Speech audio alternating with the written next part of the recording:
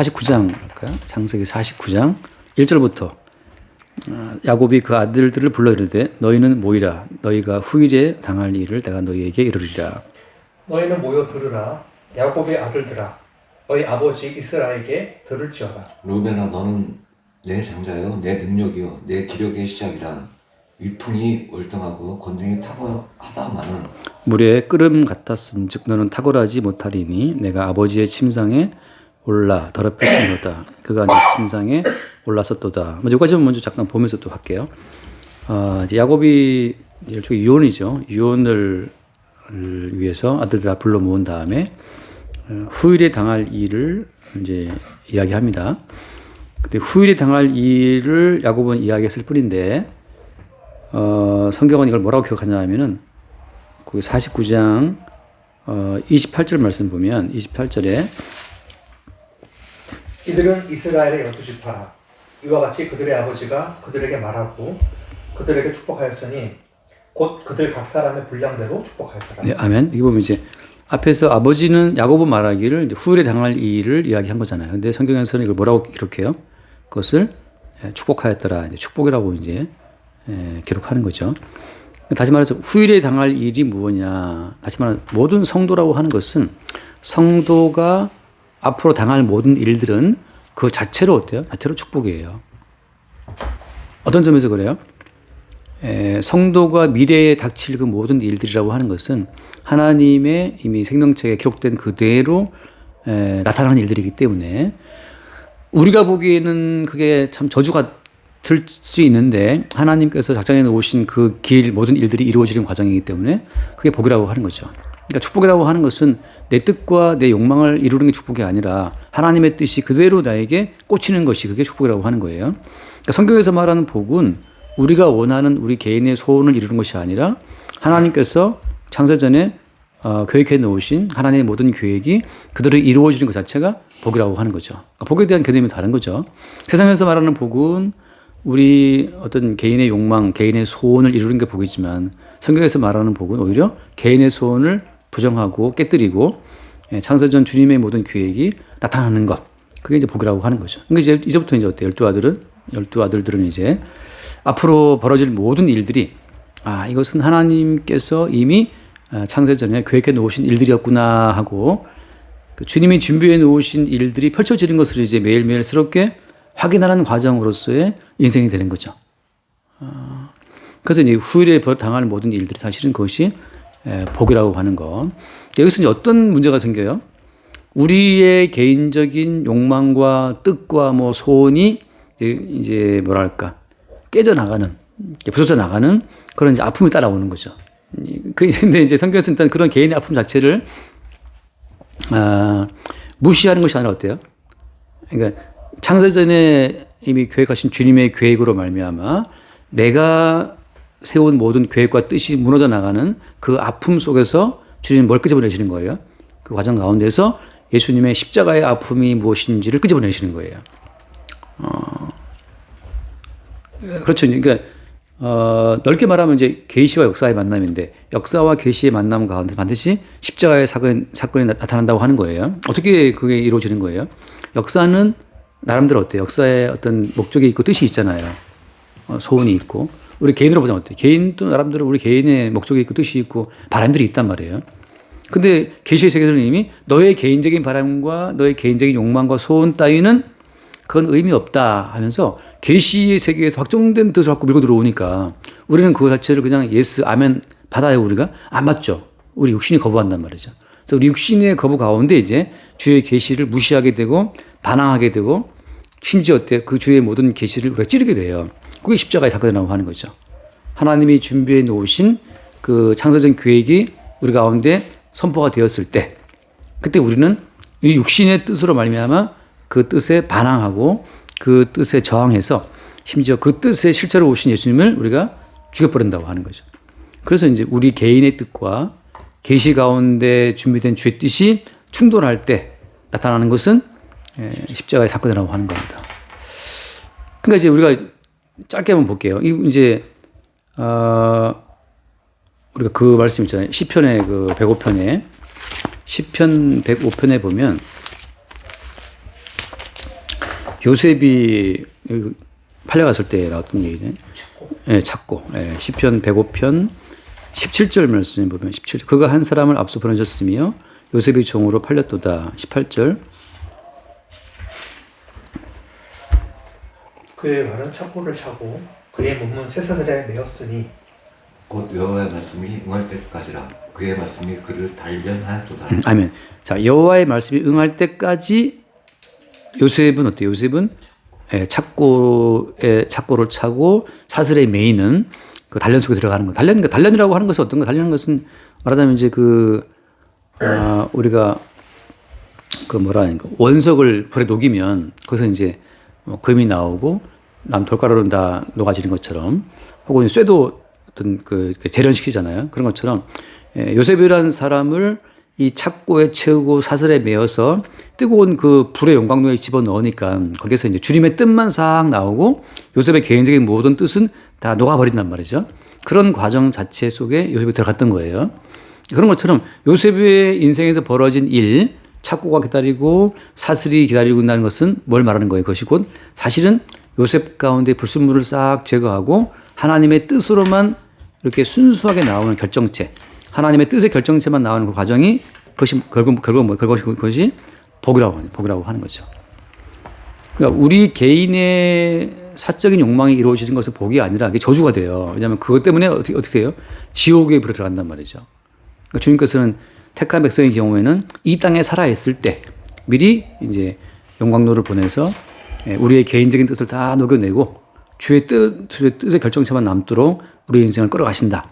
이게 사실은 복의 과정이라고 하는 거죠. 그래서 결국 천국 들어갈 때는 천국 들어갈 때에는 우리 개인의 뜻은 일도 없고 그의 뜻만 이렇게 주님의 뜻만 이루어진 결정체로 천국에 들어가는 거잖아요. 불순물이 없이. 그래서 복이 되는 거예요. 그래서 말하자면 주님의 뜻이 우리의 개인적인 뜻을 다 녹여버리고 우리 가운데 주의 뜻만 남게 되었을 때 그 상태가 이제 주님 보시기에 복되다. 참 복이 있구나. 하나님 보시기에 아름다운 상태가 되는 거죠. 그게 이제 십자가의 사건이 이루어지는 어떤 결과물이 되는 거고. 자, 그렇게 되어서 이제 그 2절 말씀 보면 2절에 그래서 그런 모든 과정이 2절에 보면 너희는 모여 들으라 야곱의 아들들아 너희 아버지 이스라엘에게 들을지어다. 그래서 지금 약간 이제 예언적인 말이거든요. 예언적인 말 들으라 하는데 앞에서는 뭐라고 되어 있어요? 야곱의 아들들 하잖아요. 그 다음에서는 뭐라고 되어 있어요? 내 아버지 너희 아버지 이스라엘에게 들으라. 그래서 야곱의 아들이냐 아니면 이스라엘의 아들들이냐. 그러니까 항상 야곱은 이제 두 가지 자를 쓰고 있잖아요. 야곱이란 자는 주의 용광로 불에 녹아져서 제거되어야 될 어떤 속성을 보여주는 이름이잖아요. 그리고 이제 그 야곱의 요소가 다 녹아버리고 나서 나오게 될 그 순수한 주의 뜻의 결정체가 이스라엘이라는 말이죠. 그래서 이스라엘이 들자다 이렇게 말하는 것은 뭘 말하는 것이냐면 이제 야곱 개인의 인생 가운데 있었던 어떤 용광로의 과정 자체가 이제 어떻게 되는 거예요? 이제는 12아들들과 동일하게 이루어진다는 사실을 말하고 있는 거죠. 야곱의 불순물을 제거했었던 어떤 주님의 그 뜻이, 주님의 그 말씀이 이제는 12아들들에게 나타나서 야곱을 이스라엘 되게 만들었던 말씀의 작용이 이제 너희들한테 동일하게 보인다는 사건을 말하고 있는 거예요. 그러니까 말씀의 작용 자체를 지금 말하고 있는 거죠. 그래서 우리가 야곱이 언제 이스라엘 됐어요? 야곱이 야복강인데 야복강에서 이 야곱 자체가 이골되었잖아요. 그 다복지뼈가 이골되었을 때, 그러니까 인간의 모든 뜻과 인간의 모든 욕망이 이골될 때, 부러질 때, 부러진 과정을 통해서 이제 나로서는 나를 지탱할 수 없을 때, 그러니까 나를 지탱해 왔었던 내 환도뼈, 이 허벅지뼈의 든든한 관절이 이골되는 과정을 통해서 이제 이스라엘이 나오잖아요. 그러니까 나로서 나를 지킬 수 없는 극한의 상황 속에 주님이 우리를 몰아넣으신다는 거죠. 그러니까 이게 모든 택한 백성은 이 길로 가게 돼 있어요. 이게 어떤 길이에요? 말하자면 이게 십자가 길인데 예수를 못 박아 죽였던 십자가에 우리가 함께 못 박혔다고 하는 것은 십자가에 못 박혔다는 증거는 뭐냐? 날마다 우리의 뜻이 이골되는 거예요. 뭔가 내가 세웠던 모든 계획이 어긋나 항상 이렇게 이게 딱딱딱 되면 좋겠는데 그게 항상 어긋남으로 말미암아서 내가 세웠던 계획이 무너져 버려요. 어떻게 살지 그러면 이제? 그때 나오는 게 뭐냐? 네 이름이 뭐냐라고 할 때 야곱이다. 이제 야곱을 하지 말아라 이제. 야곱에게 했었던 그 모든 그 하옥시의 관절이 이골됐기 때문에 이제 야곱으로서 이제 죽어버렸고 이제 이스라엘이다 이스라엘. 그러니까 새로운 이름을 줘버리죠. 그러니까 이스라엘이라는 이름을 준 건 어떤 뜻이에요? 이스라엘이라는 것은 하나님과 결혼 어떻게 했다? 이긴 건데 어떻게 뭐 야곱이 이길 수 있습니까? 그러니까 이게 뭘 말하기 이겼다는 것은 이겼다고 말하는 것은 하나님 어떻게 이기죠? 하나님 이겼다는 건 뭘 말하는 거예요? 하나님이 심판으로 때렸는데 하나님의 그 심판 가운데서 살아났어. 그게 이긴 거란 말이죠. 하나님의 모든 저주와 심판 속에 살아났어. 이게 이기는 건데 어떻게 그럼 이스라엘처럼 이기게 되는 거예요? 하나님의 저주와 심판을 이기고 살아났다. 어떻게? 그래서 우리가 창세기 20 몇 장이죠. 거기 보면 그 야복강 보면 나오지만 그 지명을 뭐라고 불러요? 하나님과 겨루 이겼다라고 말했던 야복강 사건을 갖다가 거기 지명을 뭐라고 불렀죠? 야곱이 창세기 32장에 보면은 세겜인가? 아니요. 세겜을 하지 안 하고 그래서 그 32장 28절 이하에 보면 이제 야곱이라고 부를 것이 아니요 이스라엘이라 부를 것이니 이는 내가 하나님과 겨루 이겼다고 했잖아요. 그러면서 거기 30절 말씀에 분이엘. 네, 분이엘. 그러므로 야곱이 그 이름을 분이엘이라 하였으니 그가 이르기를 내가 하나님과 대면하여 보았으나 내 생명이 보존되었다 하니. 자, 하나님과 대면하면 다 죽어요. 하나님과 대면하면 다 죽는데 어떻게 내가 살아있지? 이게 이긴 거란 말이죠. 하나님과 대면을 했으나 내가 살아있네? 여기 지금 뭐가 지금 빠져 있는 거예요? 하나님과 대면을 했으나 내가 살아있다. 이 과정에서 뭐가 빠져 있어요? 네, 예, 그렇죠. 그리스도 은혜인데 구약적으로 말하면 우리가 이제 저기 애굽에 나올 때 그때 하나님의 찾아가서 애굽을 다 죽일 때 그때 어린아이 피가 있을 때 살아났잖아요. 그러니까 하나님의 죽음의 사자가 심판하고 있는데 어떻게 내가 심판해서 살아있지? 라고 말할 때 거기는 뭐가 있냐면 피가 있죠. 어린아이 피가. 그러니까 그 어린 양의 피가 중간에 개입돼 있을 때 마땅히 죽었어야 됐는데 내가 어떻게 살아있지? 이게 이제 분이엘이에요. 그러니까 하나님 얼굴이라고 하는 것은 언제 드러나는 거냐면 어린 양의 피 안에서만 뭐가 드러나요? 분이엘, 하나님의 얼굴이 드러난다. 원래 분이엘 뜻은 뭐예요? 원래 의미는 하나님의 얼굴이잖아요. 그러니까 하나님의 얼굴은 언제 드러나냐면 어린 양의 피 안에서만 뭐가 드러난다? 하나님 얼굴이 드러난다는 거죠. 그러니까 똑같죠. 지금 우리 많은 사람들이 하나님 뭐 보여줘봐 그러는데 하나님을 보여줘봐 그러는데 하나님을 어떻게 보여줘요? 그 신약에서는 요한복음에서 뭐라고 표현했어요? 빌립이 예수님한테 예수님 하나님을 보여달라 할 때 예수님 답변이 뭐였어요? 나를 본 자는 아버지를 보았거니라고 하잖아요. 근데 예수님이 자기를 보인다는 것은 어떤 사건을 두고 말씀하신 거냐면 그거 잠깐 읽어볼게요. 왜냐하면 예수님 그 대화하시면서 하나 힌트를 남겨놨는데 요한복음 14장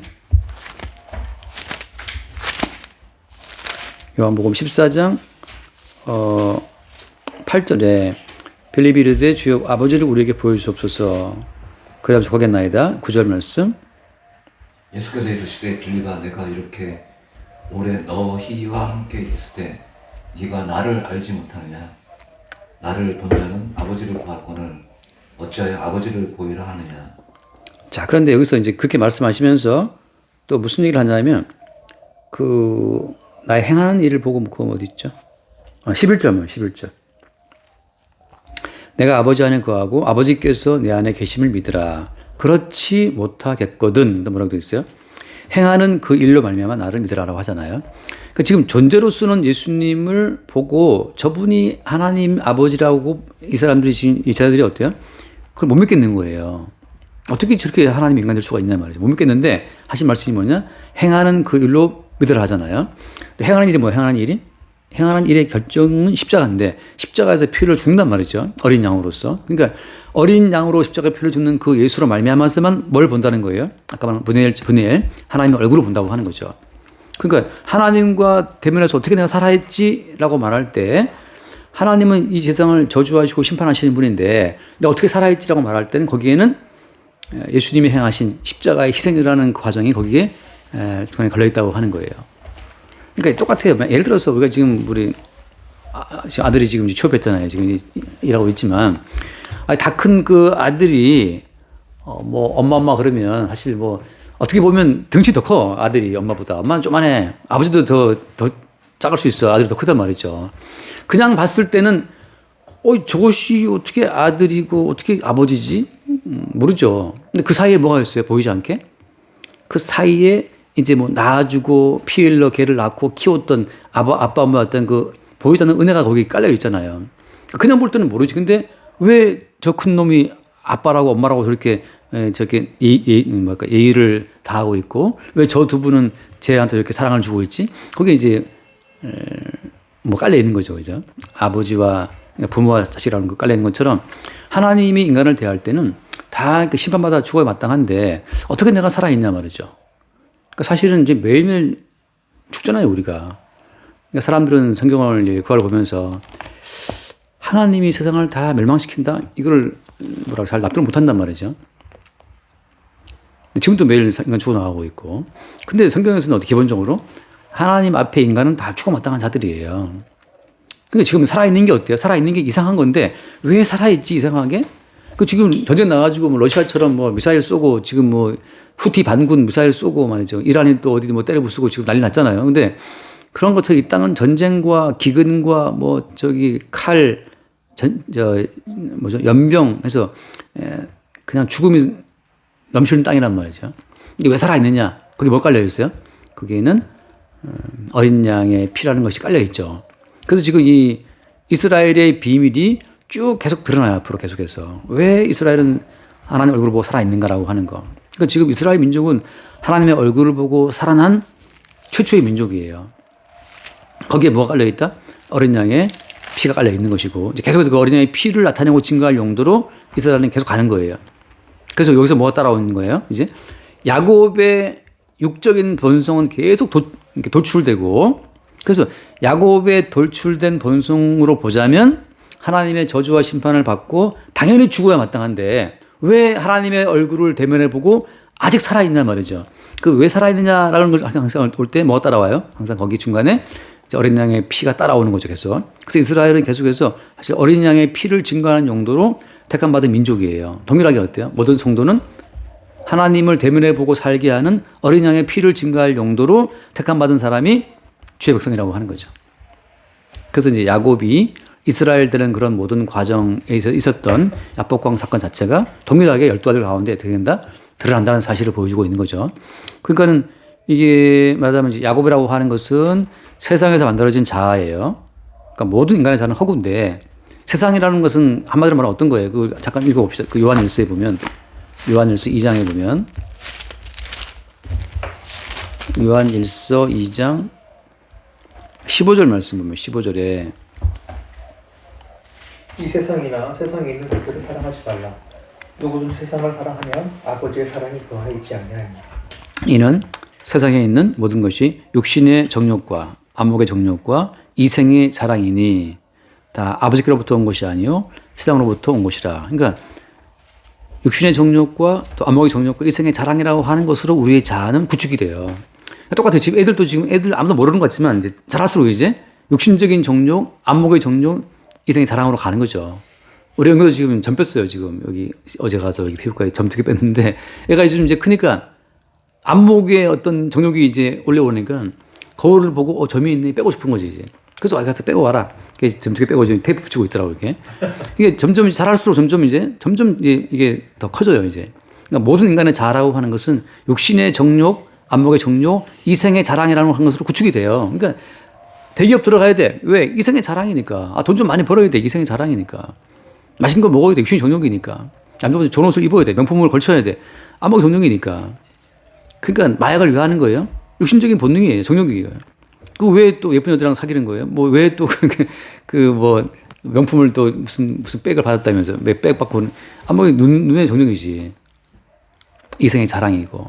그러니까 야곱이라고 하는 것은 어때요? 야곱이라는 것은 자기의 욕망을 위해서 형을 잡아들어서라도 얻고자 하는 그 정욕으로 가득 찬 인간이 이제 야곱이란 말이죠. 그 야곱이 자기로서 자기의 정욕과 욕망을 채워야 될 야곱이 어떻게 이스라엘 되느냐. 그러니까 야곱에 대한 심판이 있어야겠죠. 그러니까 야곱의 심판받아 마땅한 야곱의 속성 자체가 계속 올라오면서 주님은 거기서 이스라엘을 뽑아내시는 거죠. 아까 처음 말했던 것처럼 요셉을 용광로에 집어넣어서 순수하게 주의 뜻으로만 뭉쳐진 결정체로 뽑아내는 것처럼 주님은 이제 야곱을 집어넣어서 이스라엘을 뽑아냈던 것처럼 12아들을 몽땅 다 야곱의 노선 코스에 집어넣어서 거기서 이스라엘의 결정체를 뽑아내려고 지금 야곱에게 미리 예언을 던지고 있는 거예요. 똑같이 마찬가지죠. 우리에게 야곱의 속성 자체를 매일매일 주님이 깨부시는 거죠. 그렇게 해서 우리 가운데 하나님의 얼굴을 보고도 살아남을 수 있는 이스라엘. 그러니까 이게 이스라엘이 안 되면 천국을 누릴 수 있어요, 없어요? 누릴 수 없죠. 왜? 하나님 얼굴을 보고 살 자가 없으니까. 그러니까 이 땅에서 이스라엘의 속성 자체가 생성이 안 되면 천국에서도 하나님 얼굴을 볼 수가 없어요. 다 지옥 갈 수밖에 없는 거죠. 그러니까 주님께서 지금 이 땅에서 야곱의 속성을 계속 낱낱이 들춰내고 그걸 다 영광도에 녹여가지고 뭘 남기시는 거예요? 이스라엘만 남기는 거죠.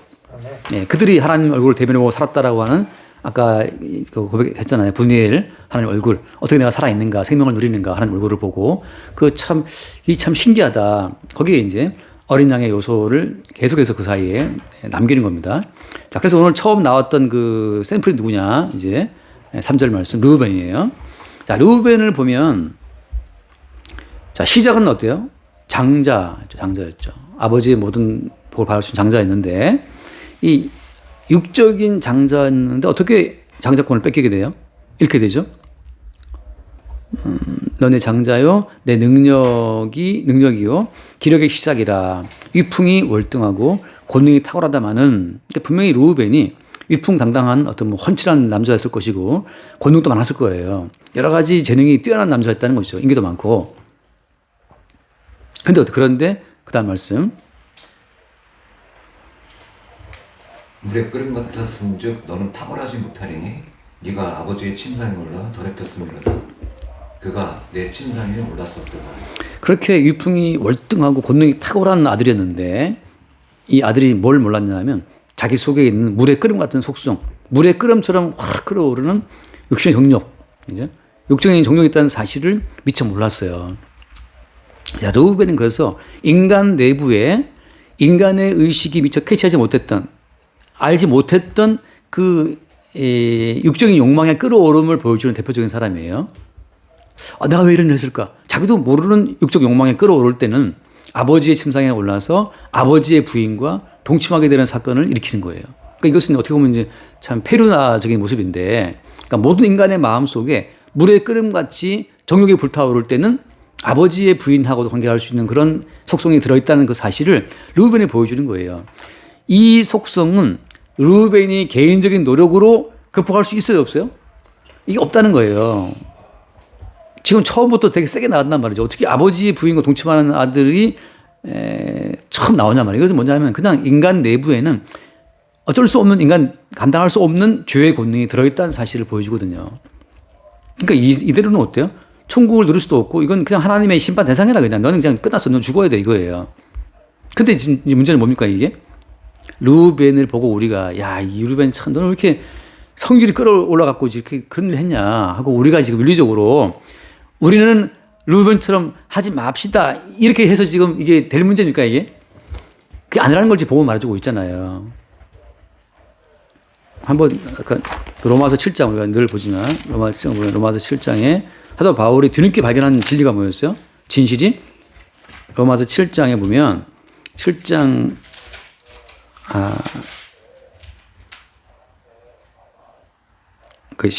19절 말씀 19절 내가 원하는 바 선은 행하지 아니하고 도리어 원하지 아니하는 바 악을 행하는도다. 그래서 거기 20절 만일 내가 원하지 않는 그것을 하면 이를 행하는 자는 내가 아니고 뭐라고 했어요? 내 속에 거하는 죄니라. 비로소 사도 바울은 자기의 선을 행하고 싶은 자기의 의지로도 통제 불가인 죄의 실체를 보게 된 거죠. 그러니까 이게 지금도 사람들이 통제 불가의 죄의 실체를 모르는 사람들이 기독교인이라고 하는 타이틀을 갖고 죄를 어떻게 이겨보려고 막 길을 쓰거든요. 근데 르우벤부터 주님이 탁 그냥 제껴든 건 뭐냐면 네 속에 물의 끓어오름처럼 솟구쳐 올라오는 죄의 경력을 이길 자는 아무도 없다는 사실을 그냥 먼저 딱 때려박고 시작하는 거죠. 그저께 아이슬란드 화산 봤나요 혹시? 아이슬란드 화산 올라온 거 보니까 용암에 막 횡 뻗어오르더라고. 그것처럼 한번 지각이 열리고 용암이 뻗어오는 것처럼 끌어오르는 용암 같은 그 어떤 속성의 그 모든 죄를 인간의 의지로 통제 불능이라는 사실을 보여주는 거예요. 그래서 21절 말씀. 그러므로 내가 한 법을 깨달았노니 그 선을 행하기 원하는 나에게 뭐가 있다? 악이 함께 있는 것이다. 그러면서 읽어보세요. 23절 말씀. 23절. 내 지체 속에서의 한 다른 법이 내 마음의 법과 싸워 내 지체 속에 있는 죄의 법으로 나를 사로잡는 것을 보는도다.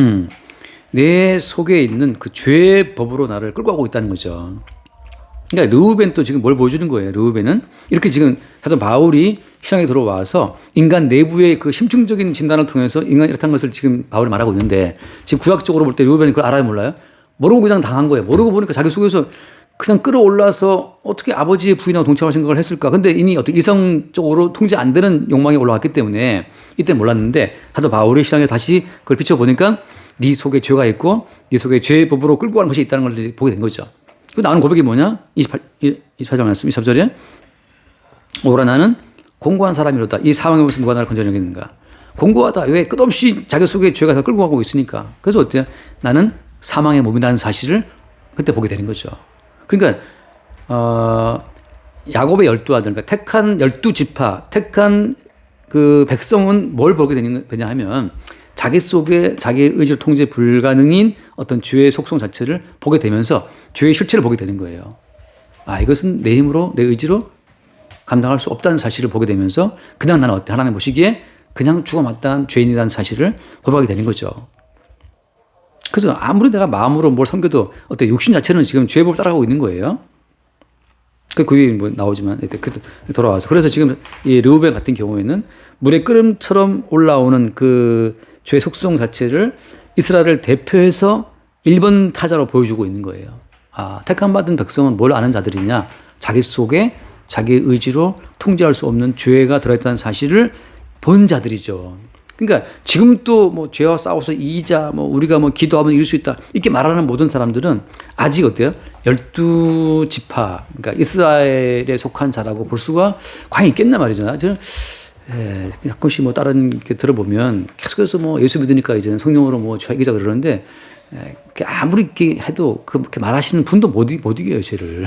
이렇게 말하는 분도. 그러니까 여기서 말하는 것은 그거예요 지금. 야곱의 이게 지금 이제 원래 이런 물의 그런 같은 속성은 원래 어디 있던 거였어요 이게? 누구한테 있던 게 온 거예요? 야곱에 있던 것이 온 거예요.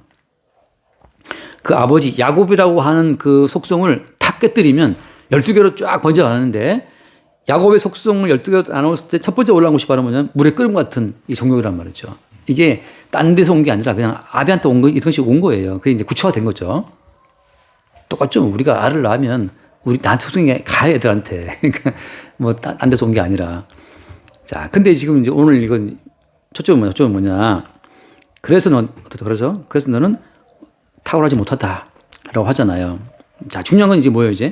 이러한 르우벤이 어떻게 택함받은 백성이 되냐 말이죠. 아까 말한 야곱이 이스라엘 될 때 거기 중간에 뭐가 개입되어 있어요? 마땅히 죽어야 될 야곱이 어떻게 하나님 얼굴을 보고 살았지? 라고 할 때 거기에 개입되어 있는 것은 어린 양의 피란 말이죠. 예. 어린 양의 피가 개입되어 있어서 야곱은 살았던 것처럼 하나님께서는 근데 거기서 그 전에 뭘 버려요 일단?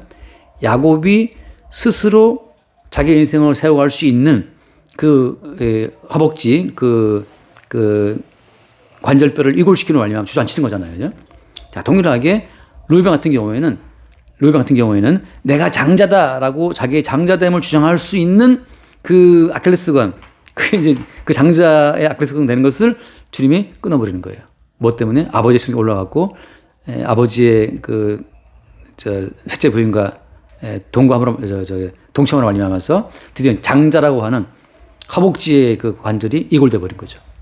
그러니까 성도가 예컨대 무슨 범죄를 했다고 하는 것은 그로 인해서 어때요? 자기의 의로움을 내세울 수 있는 허벅지 관절을 주님이 이골시키시는 과정이에요.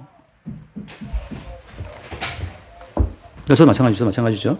저도 저를 아니까 주님께서 보게 해주시니까 그러니까 제가 주님 앞에 나는 의인이다라고 말할 수 있는 그런 이미 환도뼈 관절은 어때요? 이미 이골 됐어요. 어때요? 다 마찬가지잖아요, 우리가 주님 보시기에 나 어렵다고 말할 수 있는 그런 관절이 남아 있습니까, 아직까지? 나 의롭습니다, 주님. 내가 뭐 했고, 내가 일에 2번 금식했고, 내가 11조 했고, 내가 기도했고, 구제했고, 이렇게 말할 수 있는 우리 허벅지 관절이 남아있나요, 우리한테? 그게 이미 이골이 안 된 사람들은 아직 야법강을 통과 못한 사람들이에요. 또 자기 자신의 의로움으로 버텨보는 사람들이죠. 그다음 기도하고 사실 기도하고 버티고 있는데, 야곱이 환도뼈가 이골되는 것처럼 르우벤도 마찬가지로 자기의 장자됨을 주장할 수 있는 그 어떤 그 당당함에 자기 의의 허벅지 관절은 이미 어떻게 됐다? 이골돼 버린 거죠. 그런 과정 가운데서 내가 아버지의 내가 부인과 내가 동침을 해? 이것은 어때요? 하나님 보시기 그냥 직결처분, 죽어 마땅한 죄는 드러난 거죠. 하나님 얼굴을 볼 수 없어요. 근데 왜 살아있느냐? 지금 주님은 왜 살아있냐 말할 때는 그 사이에 어린 양의 피가 있는 거죠. 그래서 이제 지금 그럼 루벤이 이래서 지옥 가느냐? 그게 아니에요, 지금. 하나님의 12아들을 쫙 말씀하시면 아까 뒤에 말했죠, 그죠? 뭐랬죠? 아까 뒤에 말할 때? 불량대로 뭐였다? 불량대로 이들한테 뭐였다? 축복했다. 이 축복이란 말이지. 자, 이 중요한 게 왜 축복했다고 말했는데 어떻게 르우벤의 약점을, 르우벤의 그 허물과 죄를 찝어냈냐 말이죠. 아버지가 죽으면서 유언하면서 아들의 그 실수를 까발리면 아들 기분 좋겠어요? 아니잖아요. 근데 이걸 왜 보게 되는 거예요? 성도는 자기의 죄인됨이 드러나서 자기 의의 허벅지 관절이 이골된 자체가 어때요? 그게 오히려 복이에요, 복. 내 의를 내세울 수 없는 상태가 복이라니까요. 그러니까 죽을 때까지 근데 나는 쟤보다는 의롭고 난 쟤보다는 뭘 많이 했고 이 사람이 지옥 가는 백성이에요. 근데 지금 주님께서 야곱을 통해서 후일에 당할 일을 말하면서 동시에 그걸 복이라고 말하는 이유는 루벤의 위골된 그 허벅지 관절뼈를 점을 말미암아서 그 이후에 남아있는 건 뭐예요, 이제는? 주님의 은혜밖에 없다는 사실을 보여주는 거죠. 따라서 어때요? 르우벤처럼 이제 저는 그 말이 너무 마음에 들어요. 이게 사절 말씀처럼 물에 끓음 갖다 쓴즉 그다음 뭐라고 되어 있어요? 너는 탁월치 않다. 저는 이게 너무 좋아요. 탁월하지 못한다는 이 말이 너무 좋은 게 탁월했었으면 예수 믿고 앉아 있었겠냐고. 주님께서 환도뼈를 부러뜨려 갖고 탁월치 못하게 되다 보니까 어때요? 주의 은혜를 바라보게 되죠. 그러니까 너는 탁월하지 못할 것이다. 이게 여러분 이게 복이에요, 우리한테는. 이게 복이에요. 저기 한동훈이처럼 이재명처럼 잘 됐으면 탁월했으면 예배당 앉아 있겠냐고. 지금 나가서 정치했지. 그래도 국회의원하고 지금 몇 선까지 했을 거란 말이에요. 근데 탁월하지 못한다고. 왜? 물에 끓음 같았기 때문에 우리 속에 육신의 정욕, 암흑적인 사랑이 올라왔기 때문에 주께서 우리를 주저앉힌 거예요. 주저앉혀가지고서 그냥 남들처럼 돈도 많이 못 벌고 말이죠. 큰 명예 이렇게 못 올라가고 우리의 품었던 야곱의 욕망 자체를 주님이 꺾었다는 얘기죠. 이게 탁월치 못한 자들만 천국에 들어가요. 따라서 지금 르우벤은 어때요? 장자의 명분을 잃어버렸지만 어때요? 잃어버렸지만 우리의 맏아들이신 예수로 말미암아 장자의 명분이 또 주어져요. 잠깐 읽고 마칩시다. 로마서 8장. 로마서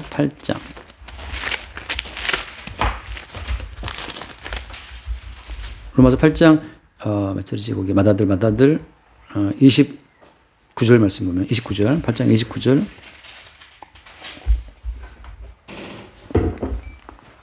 하나님이 미리 아신 자들을 또한 그 아들의 형상을 본받게 하기 위하여 미리 정하셨으니 이는 그런 많은 형제 중에서 맏아들이 되게 하려 하심이니라. 자, 우리의 맏아들은 장자는 예수님이에요. 지금 르우벤도 장자의 명분을 내려놓고 어디로 넘겨야 돼요? 예수께 넘겨야 돼요. 나중에 이제 르우벤 넘어간 장자의 명분이 어디로 가죠? 요셉에게로 갔다가 유대에게로 갔다가 유다에서 누가 태어나요? 예수님 태어나시잖아요. 결국은 장자의 명분은 최종적으로 어디로 가냐 하면 예수께로 간단 말이죠. 그러니까 르우벤은 장자의 명분을 잃어버려야 돼. 다시 말하면 어때요? 우리는 의롭다는 의의 명분을 잃어버려야 돼요. 그러니까 그 죄인된 상태로 오직 유일한 의인이신 예수 그리스도의 의를 덧입어야지. 그러니까 예수 그리스도의 의를 덧입는다는 점에서 어때요? 그의 맏아들됨을 덧입는 거예요. 따라서 모든 성도는 장자이신 예수 그리스도의 그 장자의 권능을 덧입음으로 말미암아서 천국에 들어가는 거예요. 개인의 의로움이 아니고 그리스도 예수의 맏아들 되심 그 성취 때문에 구원되는 것처럼. 그래서 하나만 읽고 마칩시다. 히브리서 11장인가 12장인가 그 장자들의 총회가 12장 히브리서 12장 22절부터 볼게요. 12장 22절. 그러나 너희가 이룬 곳은 시온산과 살아계신 하나님의 도성인 하늘의 예루살렘과 천만 천사와 그다음 보세요.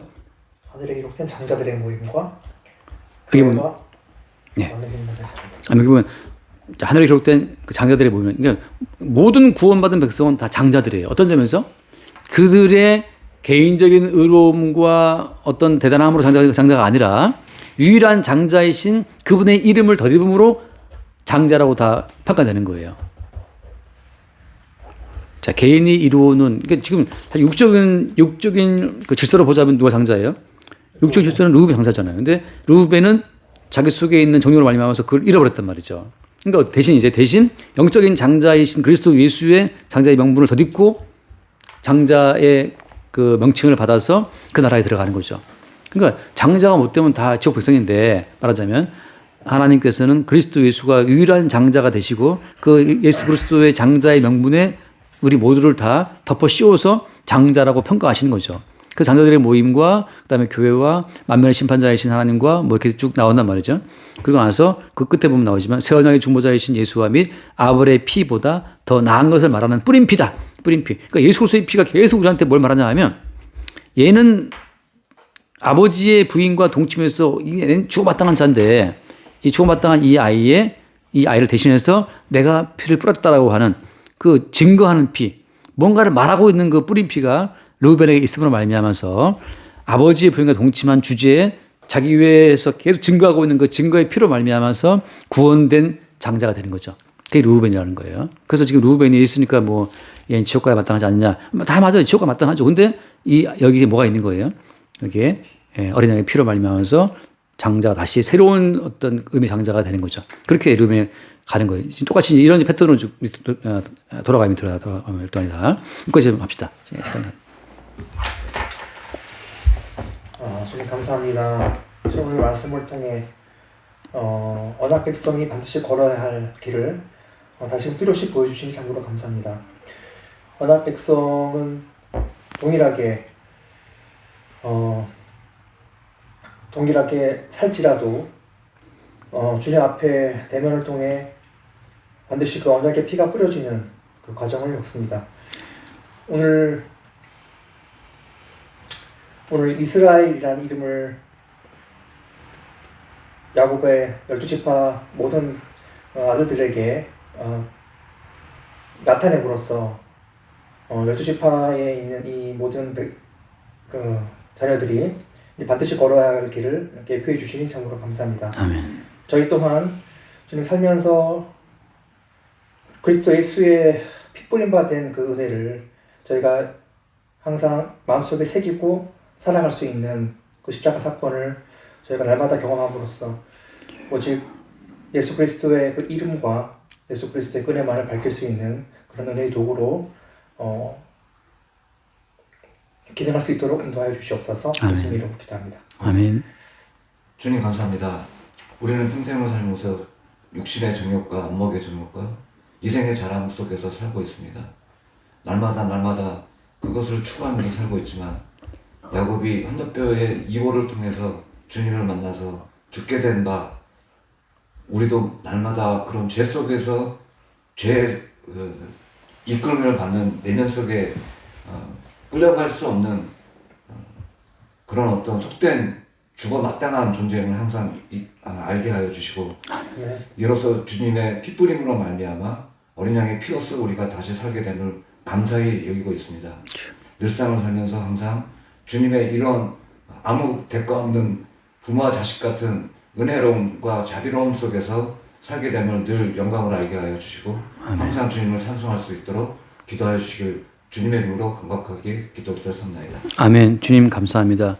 야곱을 이스라엘 되게 하신 것처럼 죄인들을 의인 되게 하시는 그 모든 반전의 역사 가운데 어린 양 예수 그리스도의 피의 은총이 있음을 늘 새롭게 보게 하시니 감사하고 르우벤처럼 물의 끓음같이 타올라서 죄에 포로된 자들을 대신해서 저주받고 죽으신 예수 그리스도의 십자가의 은혜 속에 늘 우리의 시선을 둘 수 있도록 우리의 심령을 새롭게 하여 주옵소서. 우리 주 예수로 기도드립니다. 아멘. 수고하셨습니다.